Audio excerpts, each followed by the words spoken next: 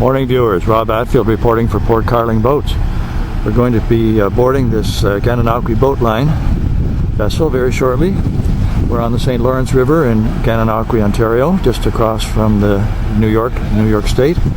We're on the St. Lawrence River and we're going to be visiting Boldt Castle. Should be an exciting trip. Look forward to sharing it with you.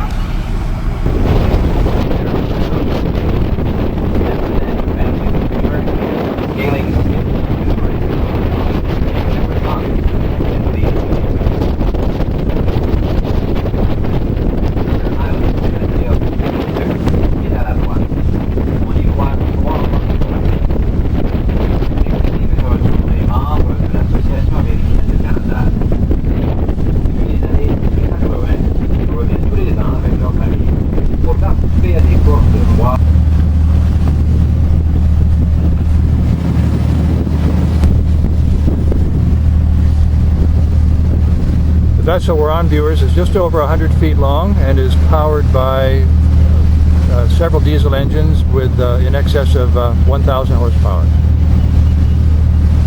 It was built in Gananoque and it just draws 5 feet of water, which allows it to travel in some fairly shallow areas of the river.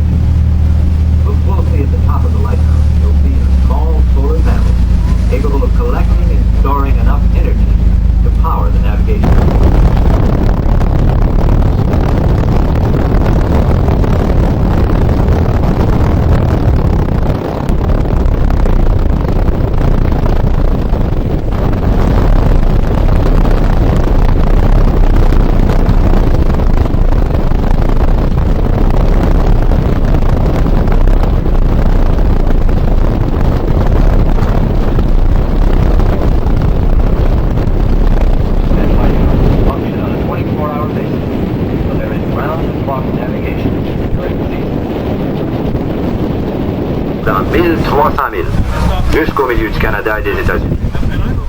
Depuis l'ouverture de la voie maritime en 1959, des cargos du monde entier peuvent transporter leurs marchandises jusqu'au port des Grands Lacs. Ended the rebellion. It was the same Bill Johnson who was appointed lightkeeper for the Rock Island Lighthouse 10 years later. It joins Highway 401 in Canada. The clearance at the center of the bridge is 150 feet, and there are 900 feet between the main towers. This is the only part of the bridge completely tard, l'un de ces rebelles, pirate Bill Johnson, à la tête d'une bande de partisans, tenta de s'emparer de Sir Robert Peel. Incapables de lancer les machines à vapeur, ils décidèrent d'incendier le navire. Celui-ci coula au milieu du fleuve où il reprit encore vert.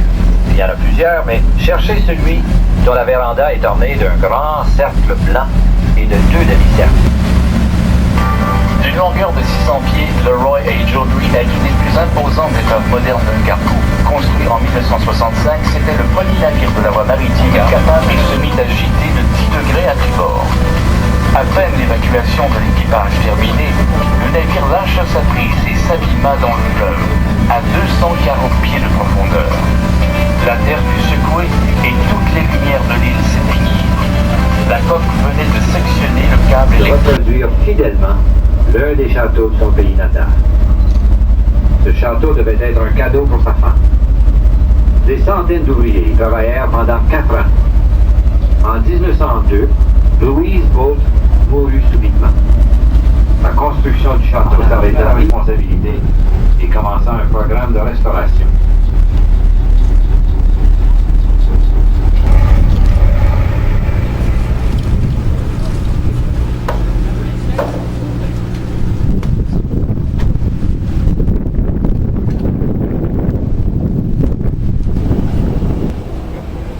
We're looking here at the Boldt Estate Boathouse, and we hope to get over and visit sometime this afternoon. For the moment, here's a close-up of the exterior. Large enough to be a mansion in its own right, never mind a boathouse.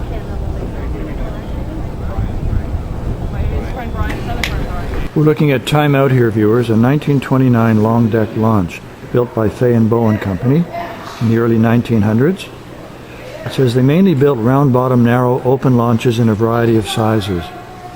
With the engine located forward of the helm, launch-style boats provide a roomier cockpit, enabling passengers to visit throughout a cruise. The company went on to change hands a few times in the 20s before closing its doors in 1937. This is one of the last boats to have been built by Fay & Bowen.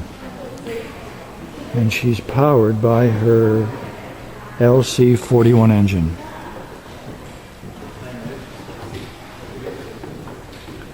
She's in great shape.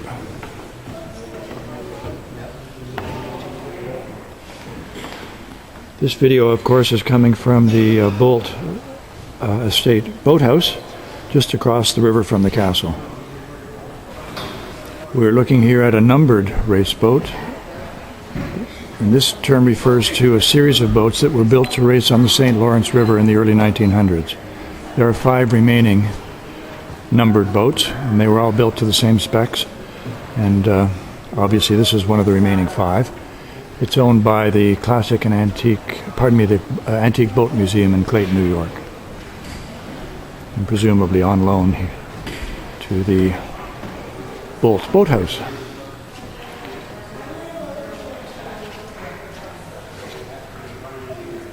It has that interesting V transom. We're looking at Kestrel here, viewers, a 1892 steam yacht. The logo says that it's been said that a steam yacht publicized a millionaire as no other possession did. At the turn of the century, steam yachts were the rage among the newly wealthy and were often used for both commuting and entertaining. Kestrel was built in 1892 by George Lawley and Son in South Boston, one of the premier yacht yards from 1874 to 1945. Original steam engine on display here is one of a kind due to its unique valve gear. Kestrel was restored in the late 1980s, including a complete overhaul of her engine and interior. She spent her steaming life on Lake Champlain and the coastal waters between Florida and New England. She's representative of the steam yachts that was owned by George Boldt and seen on the St. Lawrence River during his time.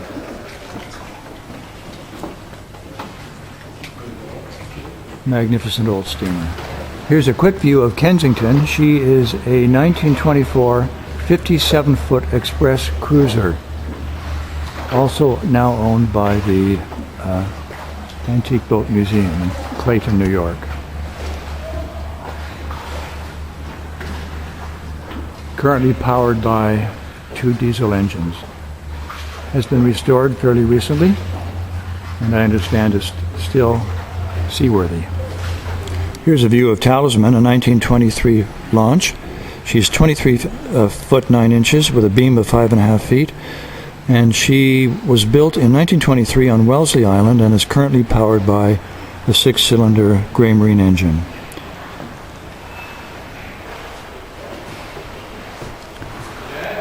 The lighting's a bit weak here, viewers. Sorry about that.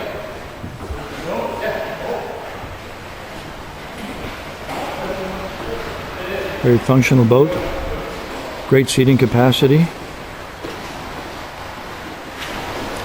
Here, viewers, we do have a boat that was built for Boldt, George Boldt. She's called PDQ, Pretty Damn Quick. She's a 1904 race boat, and she was built in 1904, of course, and she was the first in a series of race boats that were all named PDQ. She was one of the fastest boats on the river and was raced until 1910. Original 24 horsepower Barber engine would pull her at a speed of about 20 miles an hour. Makes you realize how far engine technology has come. If it took an engine that size in the early 1900s to produce 20 miles an hour.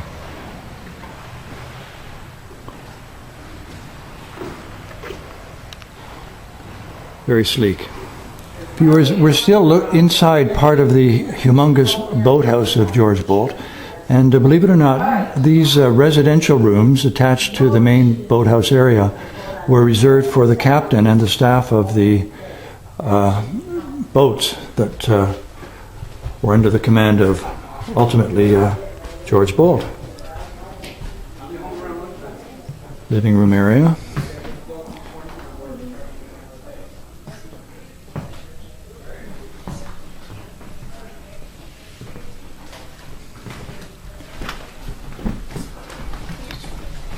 Lovely view out of the boathouse up to the castle in the distance.